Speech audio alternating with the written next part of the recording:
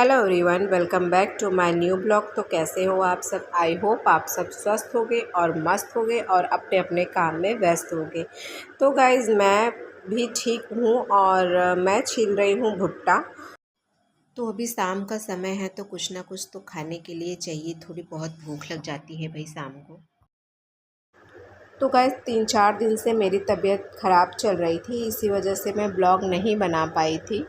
तो आज थोड़ा सा हिम्मत करके मैंने ब्लॉग बनाया। तो गाइज़, अगर चैनल पर आप पहली बार आ रहे हैं तो प्लीज़ चैनल को लाइक कर दीजिएगा, सब्सक्राइब कर दीजिएगा और प्लीज़ ब्लॉग में बने रहिएगा। फुल वॉच करके ही जाइएगा गाइज़, क्योंकि ब्लॉग बनाने में बहुत मेहनत लगती है। तो गाइज़, एक तरफ मैं भून रही हूँ भुट्टा और दूसरी तरफ मैंने दूध चढ़ा दिया है अंश के लिए। उसको मैं दूध दूँगी पीने के लिए, शाम को वो चाय नहीं पीता है। और भुट्टा मैं भून रही हूँ हस्बैंड जी के लिए, तो मैं उनको भुट्टा दूँगी और अंश को मैं ये दूध ग्लास में निकाल के दे रही हूँ।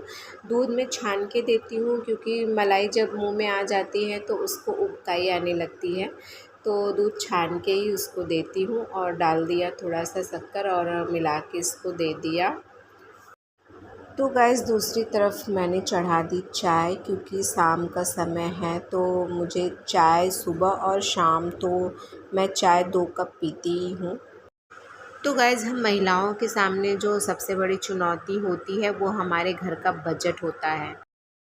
आए दिन सब्जियों के, दूध के, फल के, गैस सिलेंडर के दाम बढ़ जाते हैं, जिसके कारण हमारे किचन का जो बजट होता है वो गड़बड़ हो जाता है। तो आज मैं आपके साथ कुछ ऐसी बातें शेयर करूंगी जिसे आप फॉलो करके आप अपने घर के बजट को मेंटेन कर सकते हो। तो गाइस, सबसे पहली बात ये है कि जब भी आप मार्केट जाएं तो हमेशा लिस्ट बना के जाएं, क्योंकि ऐसा बहुत बार होता है कि जब हम मार्केट जाते हैं तो वहाँ पे बहुत सारी ऐसी चीज़ें होती हैं जिससे देखकर हम लालायित हो उठते हैं और अनायास ही हम ऐसी बहुत सी चीज़ें ख़रीद लेते हैं जिसकी हमें ज़रूरत नहीं होती है। और उसको लाने के बाद फिर घर में वो ऐसे ही पड़े रह जाते हैं, जिसके कारण हमारा पैसा भी फ़िज़ूल का खर्च होता है और वो चीज़ जो है हमारे इस्तेमाल में भी नहीं आती, ऐसे ही फ़ालतू पड़ी रहती है। तो पहली बात, सबसे ज़रूरी बात ये है कि जब भी आप मार्केट जाएँ तो हमेशा लिस्ट बना के जाएँ और अनावश्यक चीज़ों का ढेर न लगाएँ घर में। जो ज़रूरी हो वही चीज़ें खरीदें मार्केट से।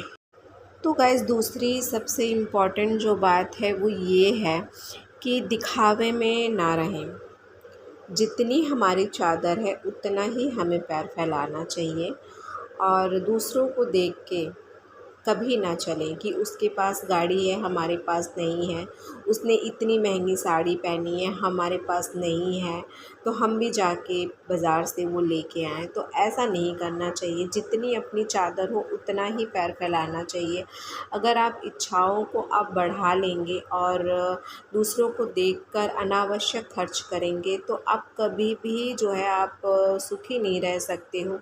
कभी भी आप अपने घर के बजट को मेंटेन करके नहीं चल सकते हो। तो गाइस, सबसे जो इम्पोर्टेंट बात है वो ये है कि दिखावा कभी नहीं करना चाहिए। जितनी अपनी चादर हो उतना ही पैर फैलाना चाहिए। और गाइस, तीसरी इम्पॉर्टेंट बात, जब भी आप घर का राशन लेने जाएं तो फुटकर में सामान ना लेके आएँ। इकट्ठे सामान, महीने भर का सामान आप इकट्ठे ख़रीद के रख लिया करिए।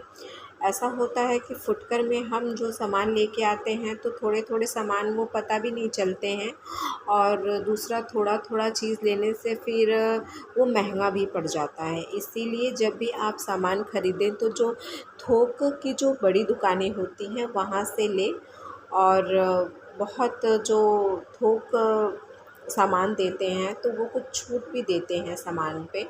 तो अक्सर करके वहीं से सामान लेना चाहिए और फुटकर में ना लें कि इकट्ठे सामान लेना चाहिए महीने भर का। तो गाइस, अभी खाना खा के सबका हो गया था तो मैं यहाँ पे बर्तन वर्तन सब धुल दे रही हूँ।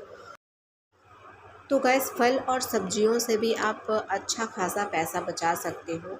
सब्ज़ी घर के बाहर से ना लेके अगर आप सब्ज़ी मंडी से फल और सब्ज़ियां खरीद के लेके आओ तो उसमें भी आपके काफ़ी पैसे बच सकते हैं। और गैस दूसरी आप एक अच्छी खासी बचत अपने घर के इलेक्ट्रिक आइटम से कर सकते हो। जैसे जहाँ कोई नहीं है, जहाँ पे ज़रूरत नहीं है, वहाँ के पंखे और लाइट्स जो है वो बंद करके रखें।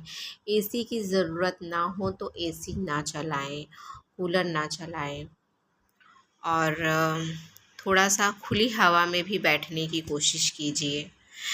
तो गाइज़ मेरे घर का सारा काम फिनिश हो गया, खाना वाना खा के सबका हो गया है। तो गाइज़ थोड़ी सी सूझबूझ और थोड़ी सी समझदारी के साथ आप अपने किचन के बजट को बहुत ही अच्छी तरह से मेंटेन करके चला सकते हो। तो गाइज़ अपना ब्लॉग मैं यहीं पे ख़त्म करूँगी। अगर ब्लॉग आपको थोड़ा भी यूज़फुल लगा हो तो प्लीज़ चैनल को लाइक कर दीजिएगा, सब्सक्राइब कर दीजिएगा। तो मिलती हूँ आपसे मैं अपने अगले ब्लॉग में। तब तक स्वस्थ रहिए, मस्त रहिए, अपना ख्याल रखिए, लाइफ को एंजॉय कीजिए। Thanks for watching my blog.